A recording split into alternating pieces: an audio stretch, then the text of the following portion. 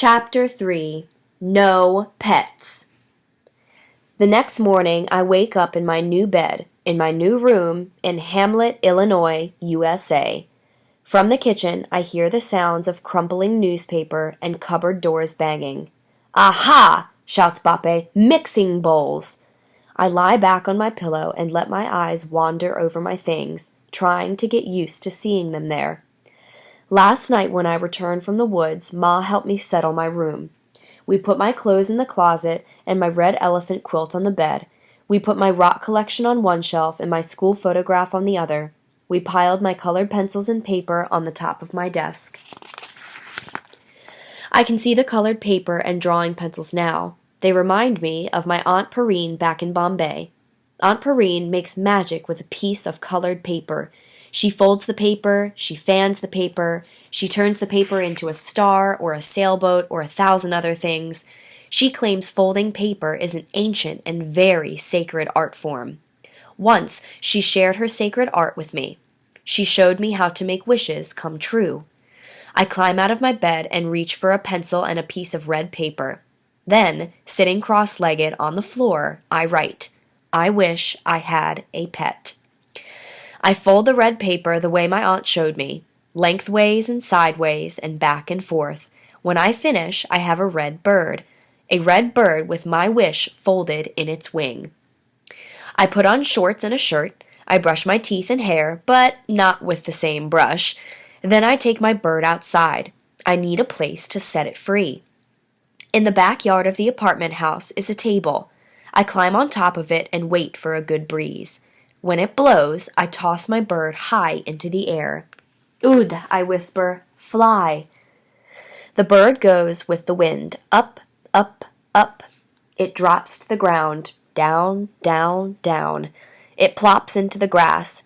"Stop messing up my yard and get off my table!" Landlady Crisp is standing in front of me. "I am sorry," I say. I hop down. I was flying my wish." "Wish?" says Landlady Crisp. "Looks like trash to me." She picks up my red bird and crumples it in her fist. My wish is now a wad of paper. And I am shaking like a leaf in a windstorm. I'm scared, but I am also angry. I do not like my wishes to be squashed. I force myself to be brave and say, "Landlady Crisp, I would like to ask you a question." "I got no time for questions," she says. "I got work to do." She turns and heads inside. But I am determined. I straighten my shoulders and follow her. I follow her into the hallway where a bucket of lemony fresh bubbles is waiting. "Landlady Crisp," I say. "Are you still here?" she asks. Her words snap like the firecrackers Bape and I light every Indian Independence Day. "What do you want?" I take a deep breath. "A pet," I say, "a dog." "No pets," says Landlady Crisp. She scrubs the floor. "A cat?" I say. "A cat would be nice." "No pets," she says. She scrubs harder. I pause. I do not think I should ask for a horse, so instead I say, "A hamster? A gerbil? A teeny tiny mouse? No, no, no! For the last time, no pets!" She tosses the scrub brush into the bucket. Lemony fresh bubbles splash over my sandals. "Why?" I ask. "Animals are work," she says, "and I got enough work as it is." "But I would take care of my pet," I say. You would not have to do anything." "Oh, wouldn't I?" she snorts. "Animals scratch the woodwork. They spot the carpets. They dig up the flowers and stink up hallways. Who do you think has to fix all that, huh?" She points to her chest with a soapy finger. "Me, that's who." My straight shoulders begin to sag. I guess I will be lonely until school begins. I sigh. No kids and no pets. Landlady Crisp wipes her hands on her coveralls.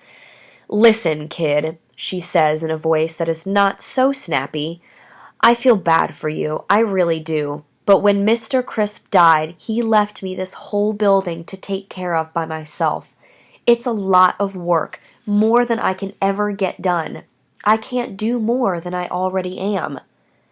Now it is Landlady Crisp's turn to sigh.